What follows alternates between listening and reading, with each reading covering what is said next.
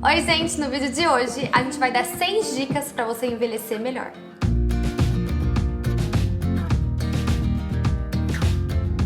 Bom, então hoje eu tô com uma convidada muito especial aqui no canal, a Maitê, que é minha amiga, já apareceu aqui. Ela é médica, muito maravilhosa, ela cuida da minha saúde e hoje ela vai dar umas dicas incríveis pra vocês. Maitê, conta um pouco sobre você, sobre sua área de atuação, como funciona.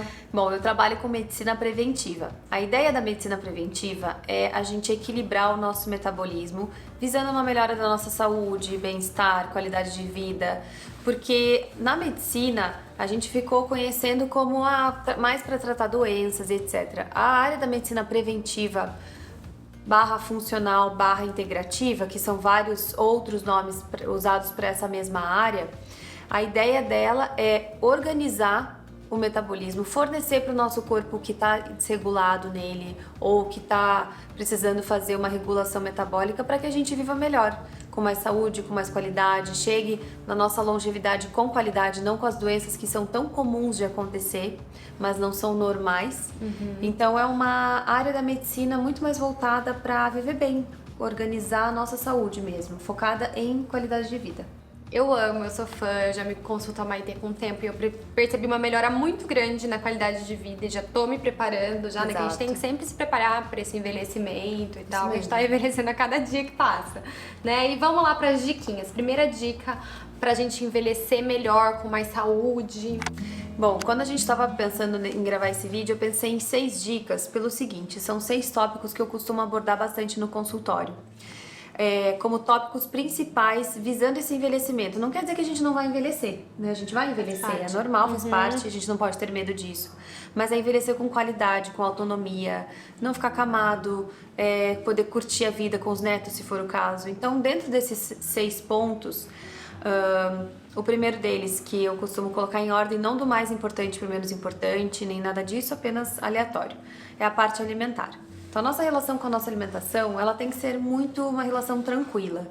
Eu não sou muito de extremos, eu não gosto de coisas muito radicais. Eu acho que o radicalismo, ele tem certas indicações, por exemplo, ela quer fazer uma dieta para tal coisa, ou precisa tratar alguma doença mais inflamatória, uma doença autoimune, precisa fazer um período de uma restrição mais específica, mas de maneira geral, não tendo contraindicação, eu acho que a alimentação, ela tem que ser muito tranquila. Você tem que olhar o teu alimento como uma fonte de saúde. Isso é uma consciência que às vezes falta um pouco, porque as pessoas só se alimentam porque tem que se alimentar, porque tem que encher a barriga, e elas não pensam necessariamente na qualidade desse alimento, no que isso vai trazer para as células. E hoje em dia a gente tem um consumo muito maior de açúcares, de farinha, de carboidrato, que são alimentos extremamente pró-inflamatórios para o metabolismo. Então eu acho que ter um acompanhamento nutricional é muito importante para aprender a se alimentar bem, sem noia. Então não é necessariamente uma questão de dieta no sentido de emagrecimento, não. É uma nutrição consciente, é você ter essa consciência alimentar. Inclusive, eu trabalho na equipe da Fernanda Scher, que é uma nutricionista muito especial, e a gente sempre conversa sobre isso, sobre essa relação com uma nutrição com consciência, com amor, com tranquilidade naquilo que você está trazendo pro teu corpo. Porque uma coisa que a gente estava conversando também é que muita gente leva isso pro extremo também. Por exemplo, eu tenho conhecidas, amigas, enfim, que ficam tão noiadas também. Eu só posso comer orgânico. Eu só posso comer isso. Eu não posso comer açúcar. E daí a pessoa, acho que fica tão estressada com isso também, com essa noia de comer tão certo, de nunca sair desse negócio de saudável, que pra mim não é saudável. Às vezes dá o efeito inverso, que eu acho que você vai ficando tão estressada e estressa tanto o seu corpo, que estressa mais do que você comer um brigadeiro, entendeu? Exato. Isso já é engraçado, esse exemplo do brigadeiro, ele já foi comprovado por estudos. Fizeram um estudo entre pessoas que olhavam um bolo e falavam assim, não posso comer porque vai engordar, e pessoas que olhavam e falavam assim, não, esse bolo é sinônimo de festa, de parabéns, de coisas boas, vou comer. As pessoas que não comiam tinham uma tendência a engordar mais do que as pessoas que comiam. Por quê? Por conta do estresse em relação a isso. Então, isso que você falou, só tenho que comer orgânico. Não, a gente tem que fazer o melhor que a gente pode com as nossas realidades. Se você só consegue comer orgânicos, ótimo. Se você não consegue comer orgânico, não tem problema. Coma um prato de legumes e comida de verdade, né? Isso não é justificativa para comer só pão o dia inteiro, ou coisas inflamatórias, ou fritura e etc. E vai muito além de caloria, vai muito além de dieta, vai muito além de emagrecimento, vai muito mais em questão de bem-estar e de consciência mesmo, dessa relação amorosa com o que a gente come mesmo. Legal, legal. E a segunda dica. Tô curiosa, eu quero saber, gente, quero saber tudo. Esses pontos são muito legais. Faço até uma sequência mnemônicazinha para facilitar. O segundo ponto é a questão da imunidade. Então aí a gente precisa também prestar atenção nas nossas defesas metabólicas. Por quê? Essa defesa metabólica vem muito de substâncias como vitamina D, que é precursora dos nossos leucócitos também, que são nossas células de defesa. Mas também vem muito de um equilíbrio metabólico geral, da alimentação que a gente tem de novo, da nossa prática diária. E por que a imunidade é tão importante? Porque diante de um estilo de vida mais estressante, se você não tem um amparo metabólico para uma boa imunidade, você fica muito mais suscetível a infecções virais, bacterianas. E se você hiperestimula a tua imunidade, porque lá dentro do teu corpo as coisas não estão indo bem, isso também não é bom. Então, o que isso quer dizer?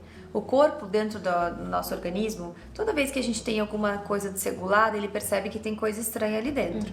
Ele solicita o nosso sistema imunológico para que dê conta dessa bagunça que está acontecendo aqui dentro. Tá. Essa hiperestimulação da imunidade faz com que nossos soldados de defesa fiquem trabalhando, querendo dar conta dessa inflamação metabólica. Até que pode chegar um momento em que, principalmente se tem tendência genética, mais fácil ainda, em que eles começam a atacar o próprio corpo. E aí que começa a reação autoimune.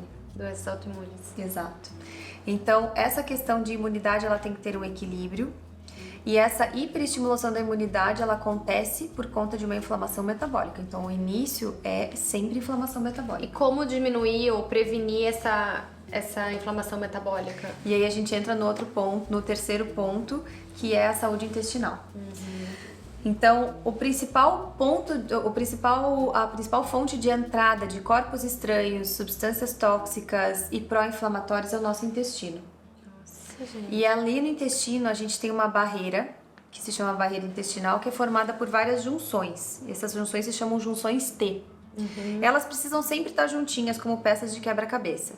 Se a nossa alimentação é mais pró-inflamatória, se a gente tem muito estresse no nosso dia a dia, emocional, espiritual, físico e etc. Se a gente não se cuida e não tem um amparo metabólico adequado, o nosso intestino percebe isso e as junções T se separam. Daí, logo do tubo intestinal, começa a entrar para o corpo coisas que não eram para entrar para o corpo.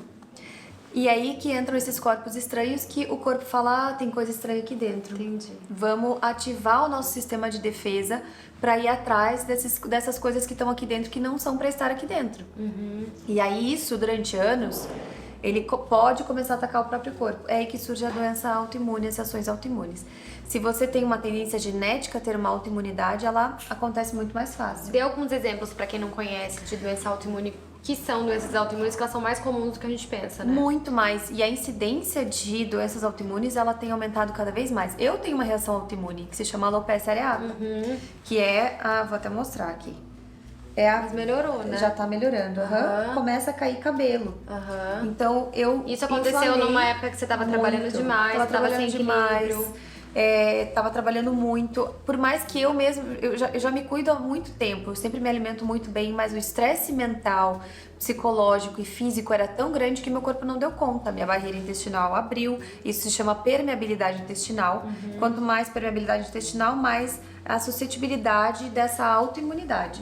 Então, exemplos de reações autoimunes: alopecia areata, tireoidite de Hashimoto, artrite reumatoide, lúpus, síndrome do intestino irritável, e aí a gente pode listar Melasma inúmeras. é ou não? Não tem nada a ver. Melasma não. Rosácea. Rosácea, é muito. Melasma não, porque melasma é eu confundi comum da com pele. rosácea. Mas rosácea sim. Qual também aquela vitiligo, né? Vitiligo, exato. E aí, nossa, tem muitas. E assim, nem sempre esses sintomas são necessariamente considerados como doenças autoimunes ou como reações autoimunes propriamente ditas. Por quê? Tem pessoas que têm sintomas de repetição. Por exemplo, enxaqueca de repetição, dores abdominais de repetição, dores articulares de repetição, e a gente acha que isso é comum. Quando eu trabalhava no hospital, eu atendia muitas pessoas com crises de enxaqueca de repetição. E isso são sintomas do metabolismo alarmando que alguma coisa não está bem internamente. Entendi. Colocar um remédio para dor de cabeça, claro que ajuda, é super importante, mas apenas vai desligar o alarme, o fogo continua pegando, entendeu? Então a gente precisa realmente olhar esse equilíbrio metabólico para entender o que o corpo está gritando, o que está acontecendo dentro dele, que ele está dando tanto sintoma de que ele não está legal. Entendi. Então essa autopercepção corporal é muito importante também. É não tratar somente quando, né, o problema e realmente aquilo que você falou, tomar um remédio pra parar ali, daí mês que vem vai voltar. Exatamente. Tipo, perceber qual é a causa pra conseguir cessar essa causa. Exato. E daí você nunca mais ter o problema. Né? E essas causas, né, essa investigação da onde vem esses sintomas, ela pode ser, vamos supor, embasada nesses próprios tópicos que a gente está falando. Legal. Então, até depois da saúde intestinal, o próximo seria a regulação hormonal. Tá. Então, a parte do equilíbrio metabólico endocrinológico. A gente precisa ter uma cascata hormonal equilibrada, porque são os hormônios, as substâncias chaves do nosso corpo. Sem eles ou com eles desregulados, muita reação bioquímica e metabólica não acontece de maneira adequada. E hormônio hoje em dia já é comprovado por estudo dos maiores centros de pesquisa. Ele é preventivo contra doenças neurodegenerativas, ele é preventivo contra doença cardiovascular. Tem cada vez mais estudo comprovando a relação da regulação hormonal com prevenção de reação autoimune. Mas isso a gente está falando do hormônio bioidêntico, que a molécula ela é igualzinha que o corpo produz. Não é você colocar o hormônio lá pra crescer na academia, pelo amor de Deus, gente. Gente, isso foi uma maneira completamente diferente da parte saudável, nem entrando nesse mérito, porque né, cada um vive a sua vida, nem falando sobre isso. Mas é por isso que é tão importante assim, fazer exames, se consultar com o médico regularmente. Eu sempre faço, pelo menos de 6 em 6 meses, né, Maitê? Eu vejo como estão meus níveis hormonais. Por exemplo, a minha testosterona estava baixa por causa de muitos anos, a gente acha que é por causa de muitos anos de pílula, de anticoncepcional. Eu parei agora, tô com DIU de cobre, tô sem hormônio.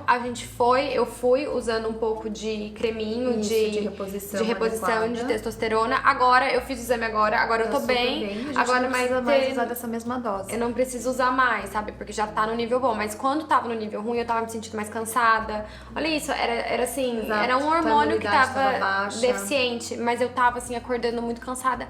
Hoje a Maitê chegou aqui, como você tá? Eu falei, gente, eu tô animada, né? É como muda. E isso quando a gente vê pelos estudos, isso tem sido cada vez mais comprovado, essa importância do ajuste hormonal quando precisa ser feito, que seja feito de maneira bioidêntica. É claro que isso a gente precisa levar em consideração também o quadro clínico da paciente. Tem pacientes ou tem situações em que a gente realmente não consegue usar o bioidêntico e tudo bem, não tem problema. Isso eu tô falando agora no perfil no tópico equilíbrio hormonal. Mas a gente pode focar em todo o resto.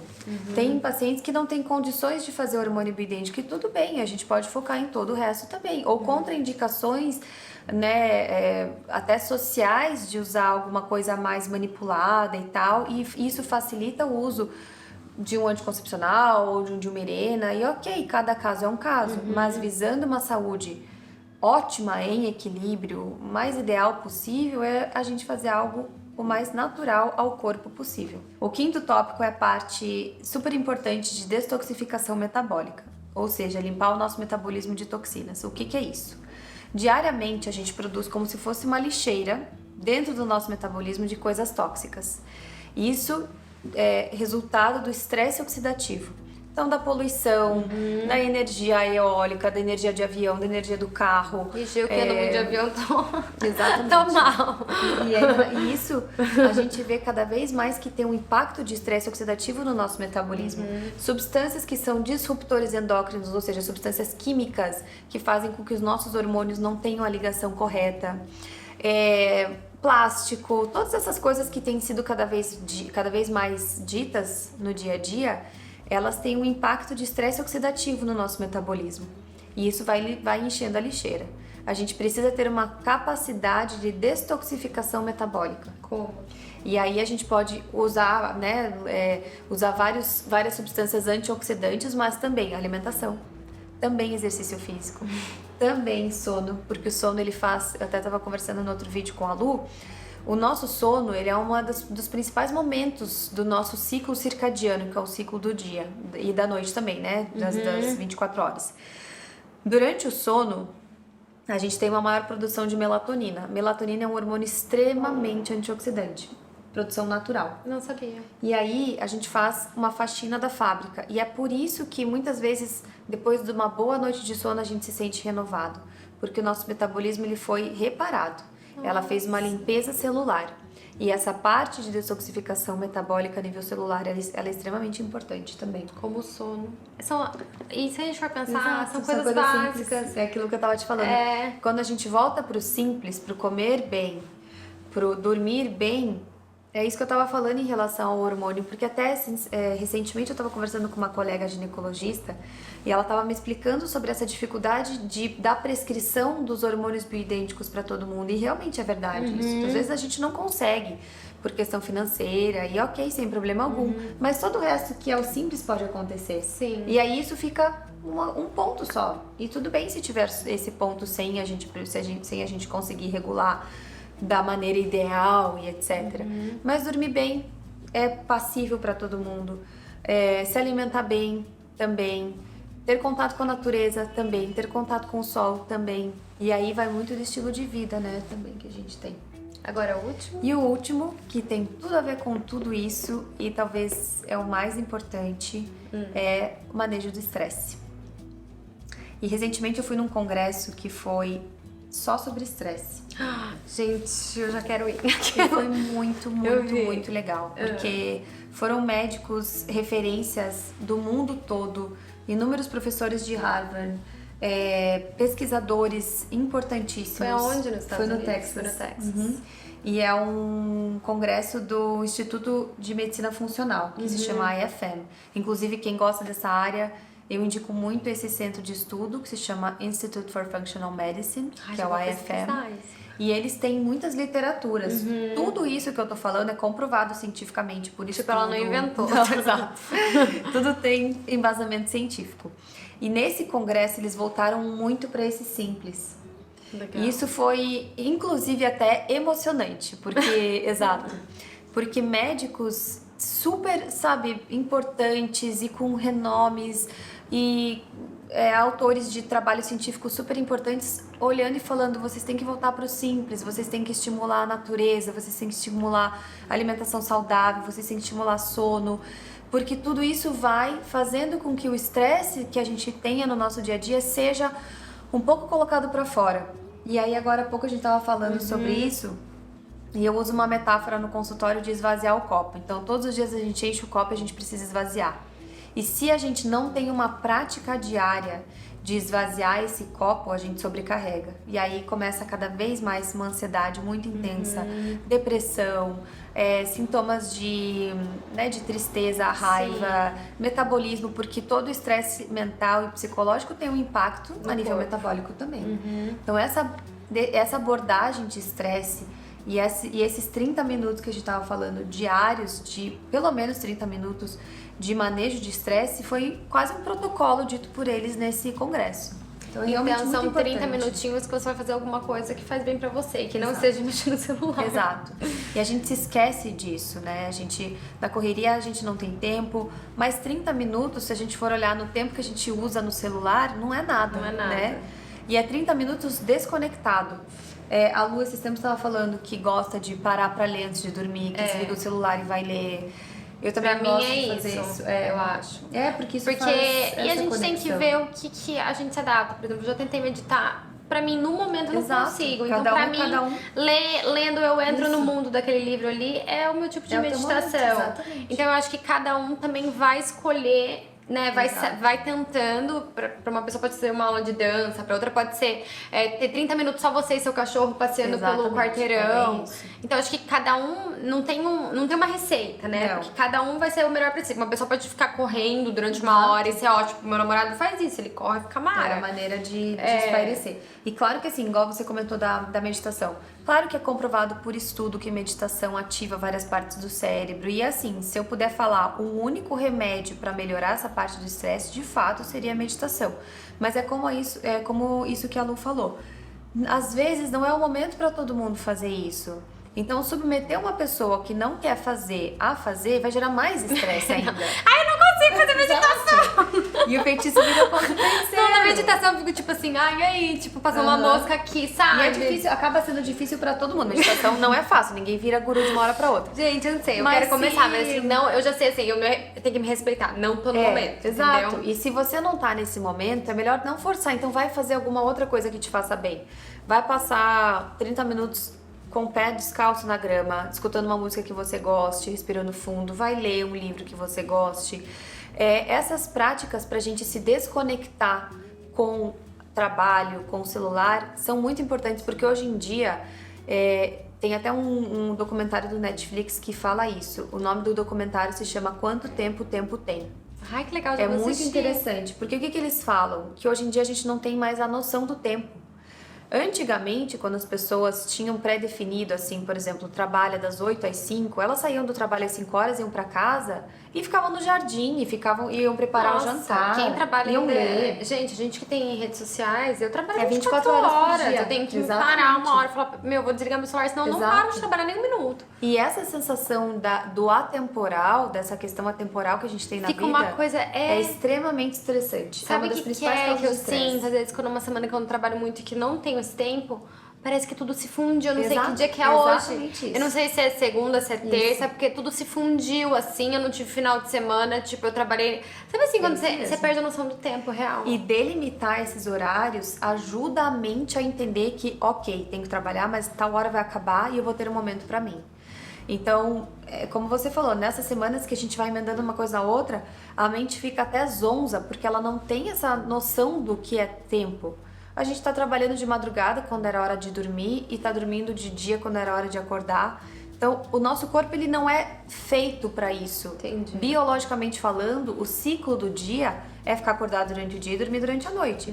Se é para inverter isso, então a gente tem que ter um amparo de estresse muito bom para o corpo não pirar e não pifar e não desenvolver inflamação metabólica que vai gerar uma reação autoimune, por exemplo. Tá. Então, é uma bola de neve, porque tudo do nosso corpo tá conectado. O fio da cabeça com o dedão do pé tá conectado com o nosso mental, com o nosso espiritual, com a maneira com que a gente enxerga a vida, com as nossas emoções, com os nossos pensamentos. Então, realmente essa parte de estresse eu acho que é muito importante. Talvez a principal. E a ansiedade se encaixa no estresse, tá, Exato. gente? Só pra vocês saberem que eu sei que um monte de gente fala que tem ansiedade é estresse, né? E uma última coisa também, eu não sou contra isso, mas eu acho que existem indicações precisas, é o uso de medicamento ansiolítico ou antidepressivo.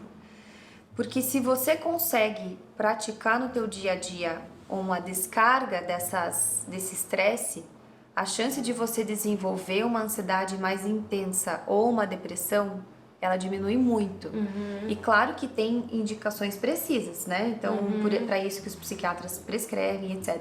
Mas hoje em dia, antidepressivo e ansiolítico é uma das classes de medicamento mais prescritas no mundo. Eu acho que tá demais, na minha opinião. E você sabe que eles fizeram um estudo na água do rio Tamisa e eles encontraram uma concentração altíssima da substância do Rivotril, de tanta gente usando. Então, eles se deram conta que as pessoas estão usando demais. Tem uma brincadeira dentre os médicos que eles falam que agora estão colocando Rivotril na caixa d'água para as pessoas, de tanto que está sendo usado.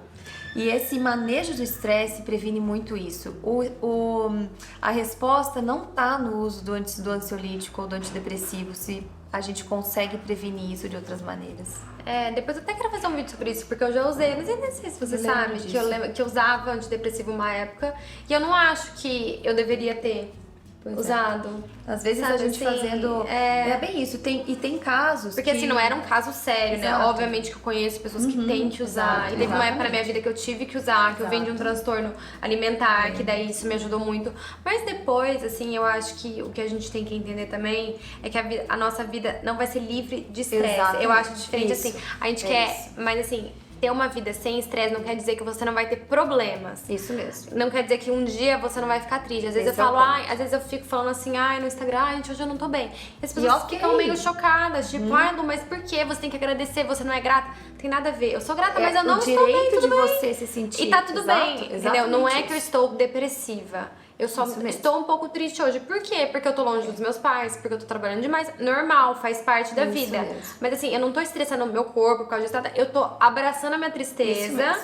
e falando, tá ok, amanhã eu vou estar bem. Se eu perdurasse isso por um mês, daí eu acho que é uma coisa a se preocupar. E Mas eu acho que essa- você vai ficar triste 1, 2 dias porque aconteceu alguma coisa que você ficou triste. E Poxa, é normal. A vida, ela é assim. A gente não tem que cultivar essa necessidade de ser feliz 100% 24 horas Eu por acho que dia. isso causa Isso causa mais estresse. uma ansiedade gigante. Não dá, ninguém consegue, gente. Eu já atendi uma paciente que ela me disse assim, que ela não podia mais entrar em nenhuma rede social porque ela se acabava de chorar porque ela via que a vida das pessoas eram sempre felizes e a dela não. E aquilo me deu uma coisa, porque eu falei, mas a vida de ninguém é assim. Sim. Né? Sim. E é isso, é entender que tem dias que a gente vai estar triste sim, que terminar um relacionamento vai deixar triste sim, que perder alguém vai viver o luto. E claro, né, nessas situações é uma indicação para uso de algum medicamento e etc. E realmente, eu acho que tem vezes que tem que usar mesmo, eu não sou contra, acho que tem vezes que tem que usar. Mas essa hiperprescrição também e utilização no sentido de tô triste, preciso usar um antidepressivo. Não, isso não é vida real. Tem vezes que eu falo para os pacientes, coloca uma Adele na hora que você for tomar banho e chora tudo que você tem pra chorar, sabe? Você dá o direito de chorar. Às vezes elas começam a chorar no meio da consulta e falam, mas chora, eu deixo até uma caixinha de lenço do lado. Falo, chora, você tem que colocar pra fora isso. Sim. Tudo de emoção que a gente não coloca pra fora se transforma em doença, a gente somatiza. Sim. Então, essa parte de manejo do estresse, de equilíbrio das nossas emoções e entender que tem dias que a gente não vai estar bem e aceitar isso como sendo a vida real e cuidar dos estresses do dia a dia é muito importante. Muito. Eu acho que é um dos principais pontos hoje em dia, né? Ai, amiga, E é eu amei, isso. eu amei. Gente, nossa, vamos envelhecer muito bem. Aquela. Ai, Vamos que bom. É envelhecer isso mesmo. Com maravilhosamente qualidade. bem. Sim. Ai, daí daqui quando a gente tiver 80 anos, A gente volta aqui. tipo aquele filtro do Instagram que agora tá todo mundo colocando, a gente É volta a verdade. gravar assim. Vocês vão ver que a gente vai estar, ó. Nossa, a gente vai estar tipo umas velhas maravilhosas. Da Chamara, a gente vai estar viajando pelo mundo. É bem isso mesmo. Bom, gente, Maitê, obrigada. Eu Gente, que eu vou deixar o agradeço, Insta da imagina. Maitê aqui. Ela é maravilhosa, ela dá várias dicas no Insta dela também, né? Ela atende em São Paulo, em Sim. Curitiba. Quero levar ela pra Londrina também, vamos ver, deixa nos comentários.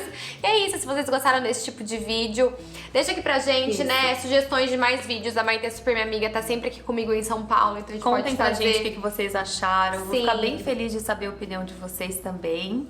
E é isso. E é isso. Então tá, Obrigada. gente. Até a próxima. Beijo. Beijo.